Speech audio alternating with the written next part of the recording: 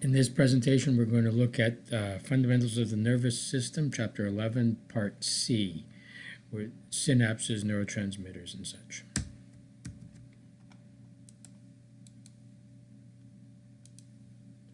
So the synapse is the junction that between two cells, two excitable cells. So the junction between two neurons, or between the neuron and the effector cell, is called a synapse. It can happen a couple of different ways, but there are things that are in common.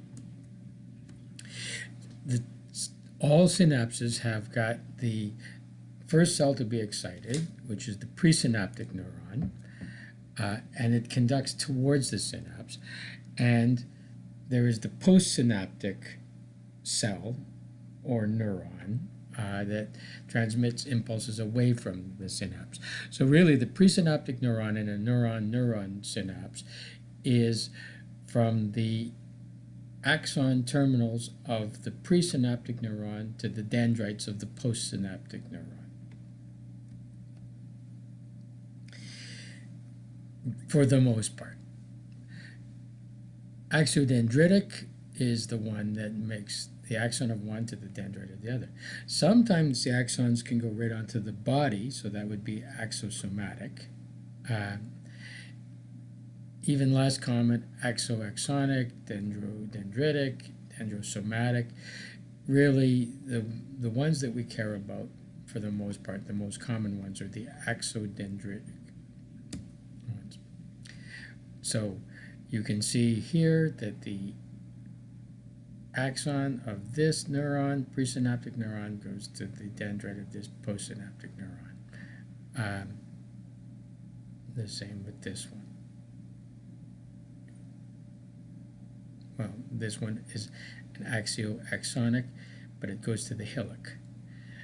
Axiosomatic, the axon of this one goes to the body of this one.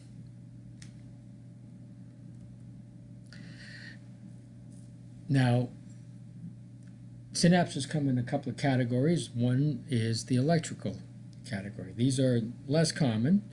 Neurons are joined together by gap junctions. Communication in this is very quick because the depolarization of one cell just directly causes the depolarization of the next cell through the gap junction. It can be bidirectional. We see these in embryonic nervous tissue. Some parts of the brain use these. And in a big way, cardiac muscle cells communicate to each other through electrical synapses, although that wouldn't strictly be neural. Chemical synapses are the far more common thing. So it's all about release and reception of neurotransmitters. So the axon terminals of the presynaptic have vesicles that contain the neurotransmitter. And the receptors are found on the postsynaptic neuron or effector cell. So in the case of a skeletal muscle, the motor neuron axon terminal has vesicles of acetylcholine. The muscle cell, the skeletal muscle cell, at the synapse, at the synaptic cleft, has receptors to acetylcholine. We're going to see that there are cells that where the presynaptic releases serotonin and the postsynaptic has a serotonin receptor, etc., etc. All kinds of different neurotransmitters. The cleft is actually the interstitial space between the two cells. So it's fluid filled with interstitial fluid, and what it does is it facilitates the transmission of the neurotransmitter. It prevents direct interaction from one neuron to the next and makes it rely upon the release of neurotransmitter. And we'll see that that's a controlling function.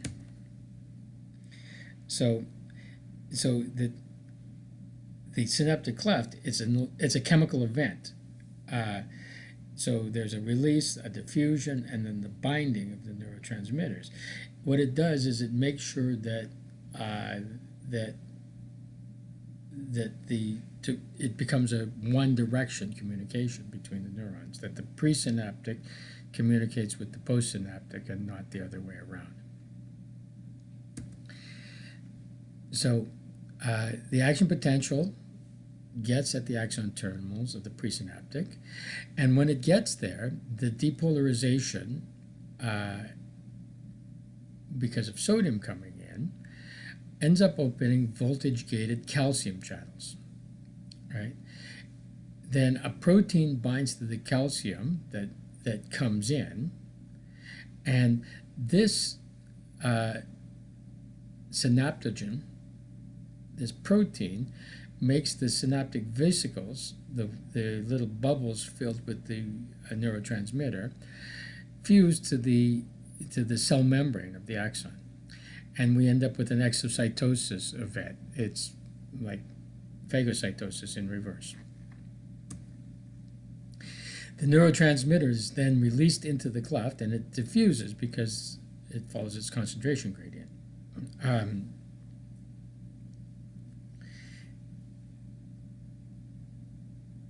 And then when the neurotransmitter gets across the cleft, it fuses, it joins onto the receptors of the postsynaptic neuron. These are usually some sort of an ion channel. The ligand or chemically gated ion channels. The ion channels are opened, and depending on what that channel is for, whether it's for sodium, it becomes excitatory. If it's for potassium or chlorine, it becomes inhibitory. So, if we follow it along, the action potential arrives.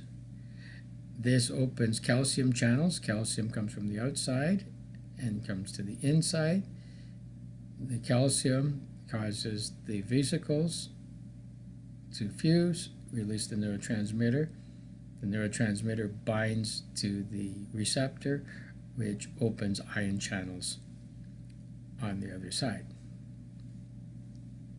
Now, this would just keep on going if we didn't remove the neurotransmitter. Some neurotransmitters, it's degraded. It is just an enzyme removes it. It stops being the neurotransmitter. So something like acetylcholine esterase, an enzyme that's present, causes the acetylcholine to break down and no longer be effective. In others, there is a reuptake where the neurotransmitter is pumped back into the axon terminal of the presynaptic neuron. In the case of serotonin, that's the way serotonin works. We use these for things that we're going to be releasing a lot of in kind of rapid succession. There's not enough time to build it up. We use it for like metabolically expensive neurotransmitters. Some, it's just diffusion away from the synapse removes the neurotransmitter.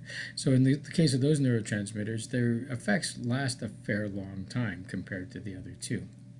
So the three ways: reuptake, enzymatic degradation, and diffusion away from the synapse.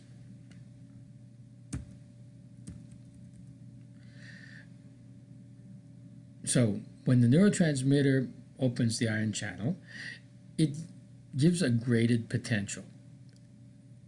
There is some either hyperpolarization or depolarization that is caused by that ion channel being opened. But it's not enough to reach a threshold, not enough to spark the opening of the voltage-gated channels. It becomes cumulative at this point. And I've already talked about this. Okay. So the neurotransmitter is terminated. If it wasn't terminated, it would be constantly causing the postsynaptic neuron to react, and that would be a loss of control. Now, there's a time for this, and it's not very long, 0.3 to 5 milliseconds. This is the rate limiting step. The action potential moves very quickly. The synapse is what slows things. So on the postsynaptic neuron, we get a graded potential. And the graded potential and how strong the graded potential is determined by how much of the neurotransmitter is released and the length of time the neurotransmitter is in the area. So basically, it's how many and how long the ion channels are open. And that allows more and more ion in.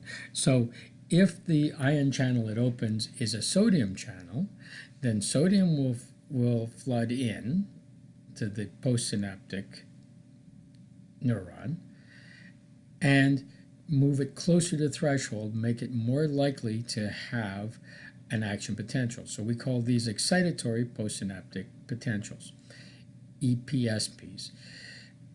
The excitatory means it's moving closer to doing it. Lots of neurotransmitter opens lots of these channels. It excites quickly. If the neurotransmitter is present for a long time, it keeps open, it stays open, and more sodium gets in, and you have a bigger EPSP. Now, some neurons, the ion channel it opens is inhibitory.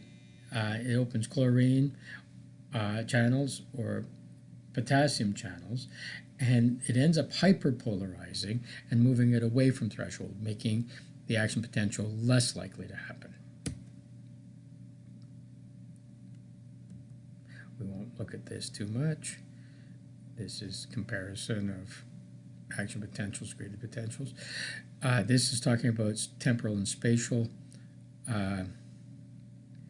summation. I'll talk about that in a second. Okay, so excitatory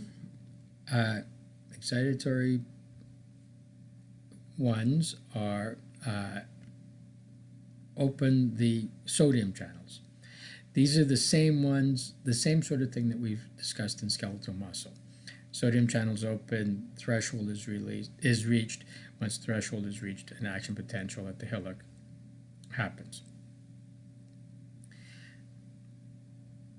The threshold causes the opening of the voltage-gated channels, and that triggers the action potential. So local depolarization, it doesn't have to reach the threshold, but once it does, then you will allow. So you're just moving closer to the threshold, closer to the action potential. And if you open the channels for potassium or chlorine, you end up with hyperpolarization, the inside becoming more negative because potassium leaves according to its concentration gradient. Chlorine leaves because of its concentration gradient. Remember, chlorine is the anion that's found outside of the cell. The concentration is higher outside of the cell than inside the cell, so it'll follow its concentration gradient. And it'll make the inside more negative and or less positive. So it reduces the postsynaptic neuron's ability to get to the action potential, to reach that threshold. And that's indicated by the downward spike. Inhibitory. Okay, so one excitatory is not enough to cause an action potential. There has to be a sum of this. So you can have more than one excitatory postsynaptic potentials, or you could have inhibitory postsynaptic potentials, or you can have both. Now, if you have excitatory one from one neuron and an inhibitory one from another neuron, the postsynaptic neurons will cancel each other out. The excitatory and inhibitory will cancel each other out. Now there's two types of summation. One is temporal summation and one is spatial summation. So if you think of these multipolar neurons as having a whole bunch of synapses at all their dendrites, and they all add up to the one hillock, right? That's spatial summation. There's a number of presynaptic neurons all causing excitatory and inhibitory postsynaptic potentials.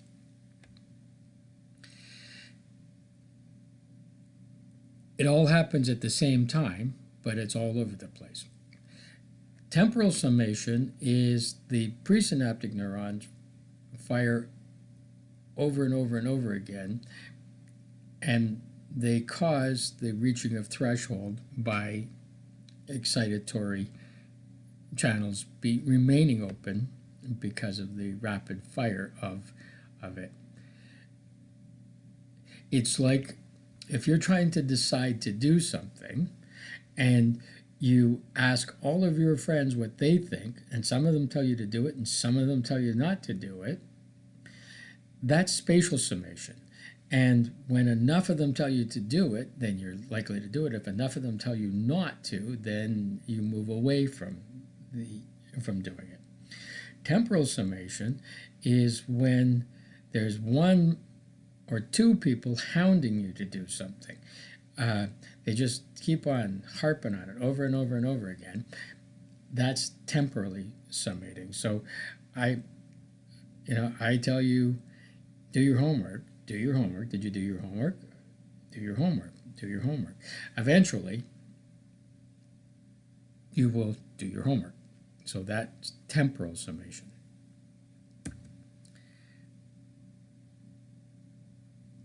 And this is just a chart of that. Excitatory, blah, blah,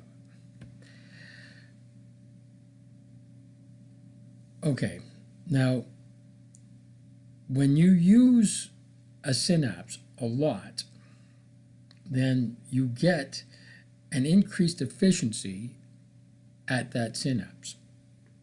In a big way, learning is involved with this. You make a connection, a synaptic connection in your brain, and you use it over and over and over again. That synapse becomes efficient and easier to use. So a couple of things happen. One is that the calcium concentration increases in the presynaptic terminal. So you will have more neurotransmitter being released.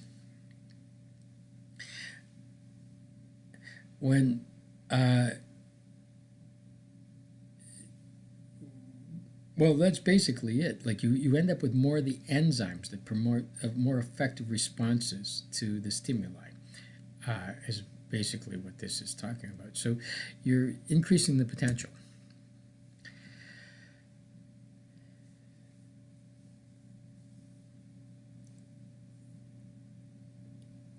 There's also presynaptic inhibition, where less neurotransmitter is released. Smaller excitatories are formed. So sometimes the excitatory presynaptic neuron can be inhibited by a third neuron. And even though it's still excitatory, it's less excitatory than before.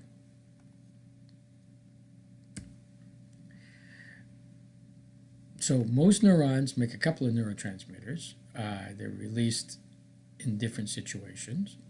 There's all kinds of neurotransmitters. We've identified more than 50.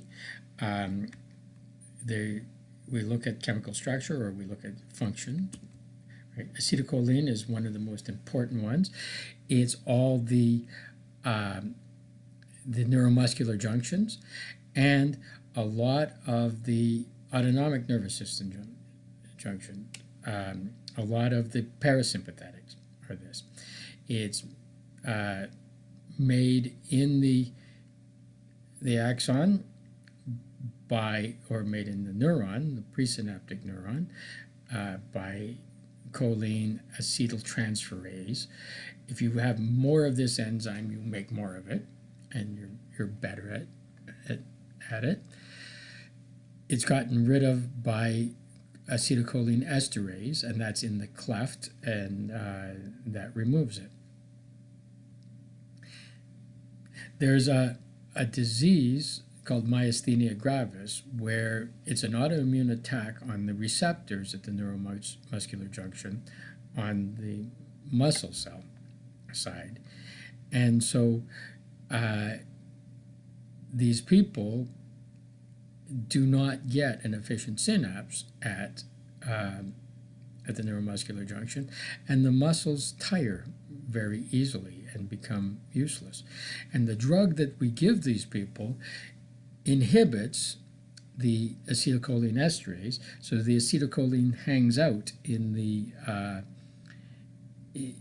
the synapse longer and helps control the symptoms.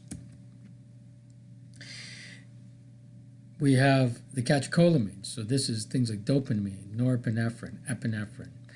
We see these in large parts of the brain, a lot of the autonomic nervous system.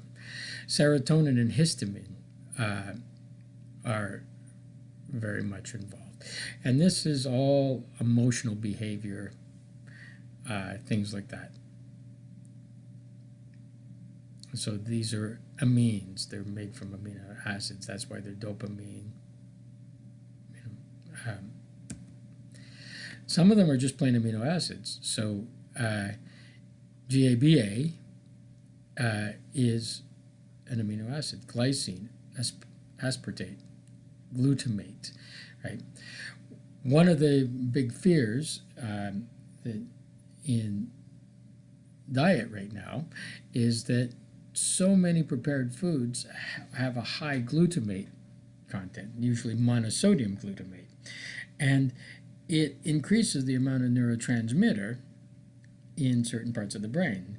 That's why it enhances flavor, because it makes you think that you're enjoying it more, because the amino acid glutamate is there. But there's a fear that we are desensitizing ourselves to glutamate, and that it's affecting brain function.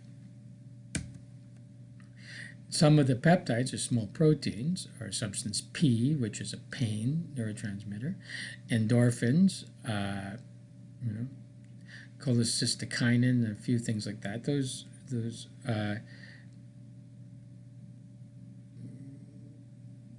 Those are specialized peptides.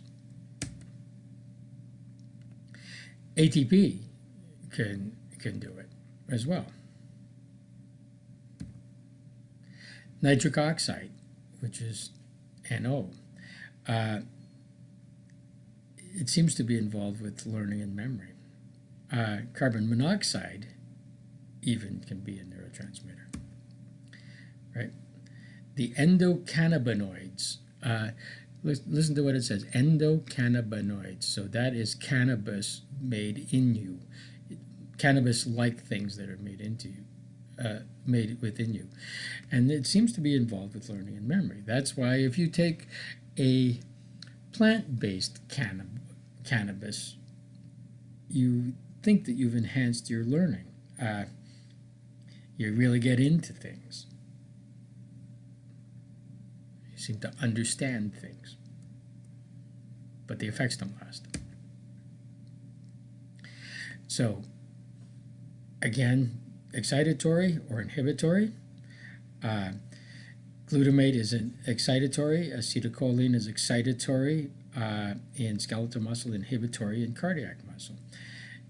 Glycine and GABA are usually inhibitory.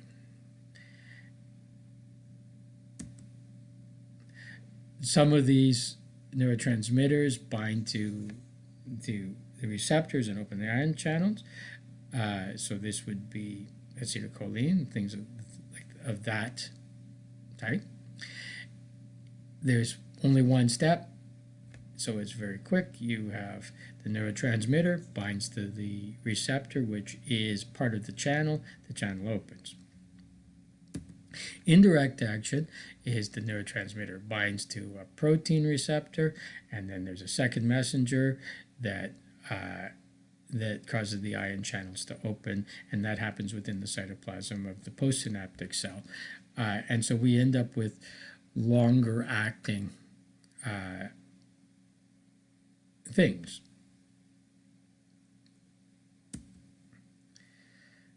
So we can then call them channel-linked receptors, which are the direct, and the G protein, which are the indirect. So we can have the chemically or ligand-gated ion channels. It's immediate, it's brief. Sodium is the one that opens for excitatory. Inhibitory tends to be chlorine and potassium that have hyperpolarization. When it's open, the ions are blocked, and when it's closed, they're blocked. When it's open, they flow. Okay, the G protein linked ones are a lot more complex. They're indirect, they're slow.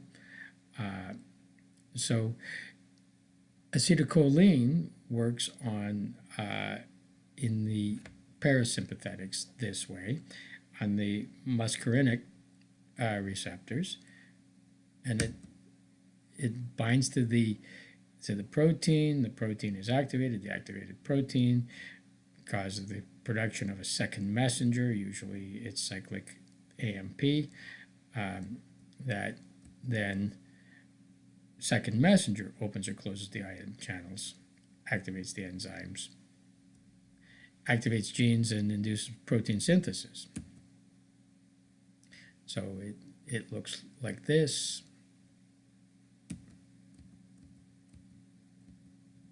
As you can see, there's a number of steps, 5 steps here to get to the open channel.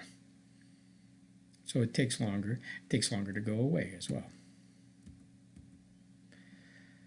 So neurons have many presynaptic neurons to each postsynaptic neuron, and this is how things integrate. So single presynaptic branches and synapses with several neurons in the pool. So it looks like this. One presynaptic will trigger a whole bunch of postsynaptic.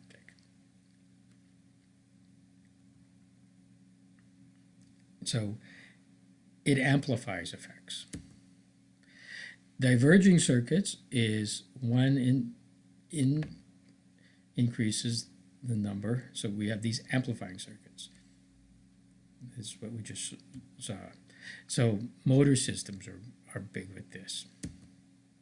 So this one activates these two, each one activates those two, each one of those activates those two, so that after a few synapses you have quite a few firing from the initial one having an action potential. Right. You can diverge to multiple pathways. Sometimes we have converging circuits. That's the opposite. It is bringing a lot of information to one spot.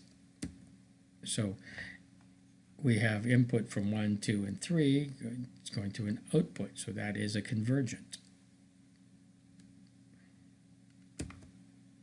Some of them reverberate, so they oscillate. They go back and forth. Once you get them going, they maintain because they are self-excitatory at that point.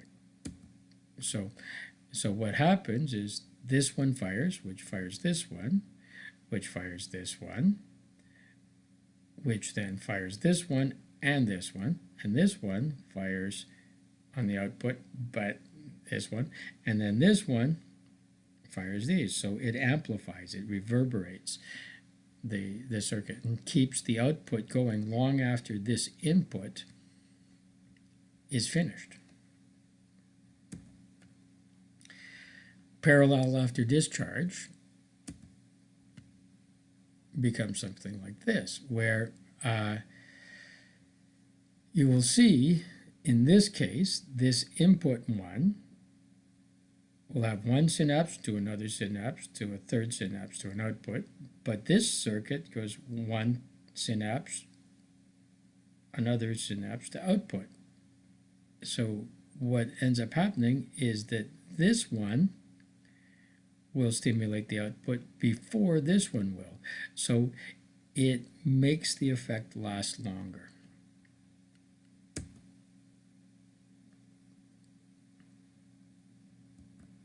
Serial processing is the input, one pathway to a specific destination.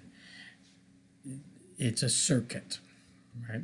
So reflexes always cause the same response, the reflex arcs that I talked about in class.